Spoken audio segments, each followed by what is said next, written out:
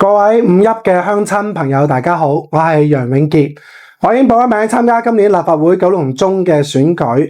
首先，衷心感謝各位五邑嘅鄉親朋友咧，過去一直以嚟對我工作嘅支持。今次嘅選舉咧十分之激烈，我係好需要大家繼續支持我㗎。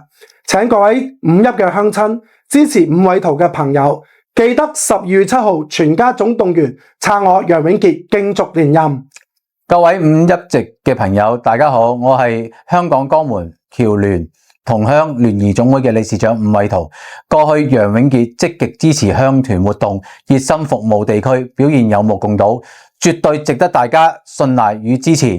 我伍偉圖全力支持楊永傑，我懇請大家喺12月7日踴躍投票，全力支持肯拼搏有實績的楊永傑。肯拼搏有實績。